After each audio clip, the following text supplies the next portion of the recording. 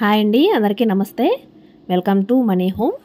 ఈరోజు నేను జిడ్డు పట్టిన ఆయిల్ క్యాన్ని ఎలా క్లీన్ చేసుకోవాలని చూపిస్తానండి. చాలా సింపుల్ ప్రాసెస్ అనమాట. వీడియో అయితే ఎండ్ వరకు చూడండి, లేదంటే మాత్రం అర్థం కాదనమాట.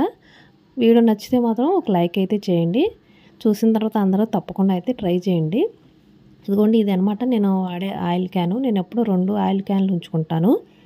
ఒకటి తీసినప్పుడు కడగటానికి వేరేది వాడతానన్నమాట. మళ్ళీ అది జిడ్డు అయిన తర్వాత అది క్లీన్ చేసేటప్పుడు మళ్ళీ ఇది పెడతానన్నమాట. నెలకు ఒకసారి నేను క్లీన్ చేస్తాను. ఇలా జిడ్డు పట్టిపోయినప్పుడు మనం క్లీన్ చేయాలంటే అమ్మో క్లీన్ చేయాలి అని చాలామంది అలాగే ఉంచుతూ ఉంటారు. ఇక ఎక్కువ రోజులు అయిపోయేపాటికి ఇంకా ఎక్కువ జిడ్డు పట్టేస్తుంది అనమాట. అట్లా కాకుండా చాలా సింపుల్ ప్రాసెస్లో నేను చూపిస్తాను. ఇలాగా క్యాన్ పట్టే సైజులో ఒక గిన్నె చూసుకోండి. నాకైతే కరెక్ట్గా సరిపోయింది. మూత అయితే మునగట్లేదు. ఇంకొంచెం పెద్ద గిన్నె ఉన్నా మీ దగ్గర తీసుకోండి. నా దగ్గర ఇదే ఉంది, ఎందుకంటే ఇంకా పొడవాటిది లేదు. ఆ క్యాన్ మొత్తం మునగాలన్నమాట. హాట్ వాటర్ వేడి చేసుకొని స్టవ్ మీద ఇలా కొన్ని వేడి నీళ్ళు పోసుకొని, మీరు ఏ లిక్విడ్ వాడితే ఆ లిక్విడ్, అంట్లు కడగటానికి సోప్ అయినా పర్లేదు, ఇలా వేడి నీళ్ళలో వేయాలండి. సోప్ అయినా చిన్న ముక్క వేస్తే కరిగిపోద్ది కాసేపటికి. ఆ తర్వాత ఇక మూత అయితే మునగట్లేదు కదా అని నేను ముందు మూతని ఇలాగా 2 నిమిషాలు ఆ వాటర్లో ఉంచి పక్కన పెట్టాను అనమాట. ఆ తర్వాత ఈ క్యాన్ని ఆ వేడి నీళ్ళలో పెట్టాలి.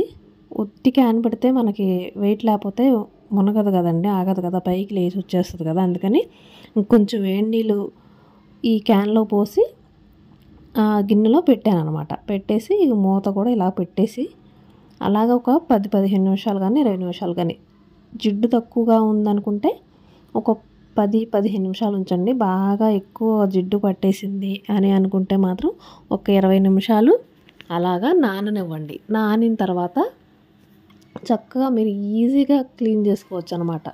చాలా సింపుల్ అనమాట. మనం అంట్లు కడగటానికి ఏదైతే వాడతామో, ఎవరు ఏది వాడితే అది ఇదే వాడాలని లేదండి. సోప్ అయినా పర్లేదు, లిక్విడ్ అయినా పర్లేదు. నేను ఈ లిక్విడ్ వాడతాను కాబట్టి విమ్ లిక్విడ్ అది వేసుకొని క్లీన్ చేయటానికి కూడా అదేనండి. ఇలా కాకపోతే స్టీల్ స్క్రబ్బర్ అయితే తీసుకోండి. జిడ్డు మరకలు కానీ ఏమన్నా ఇట్లాంటి వాటికి స్టీల్ స్క్రబ్బర్ అయితేనే బాగుంటుంది. అలా నానిపోయి ఉంటుంది కదండి, ఈజీగా క్లీన్ అయిపోద్ది అనమాట. బాగా మనం గట్టిగా కూడా రుద్దవసరం లేదు. మామూలుగా మనం వంటలు ఎలా కడుగుతాం అలాగ రుద్దేస్తే, చూసారు కదా, ఇలా వేడి నీళ్ళు పోసాం కాబట్టి జిడ్డు కూడా ఉండదు అనమాట. చూసారా ఎంత మెరుస్తుందో.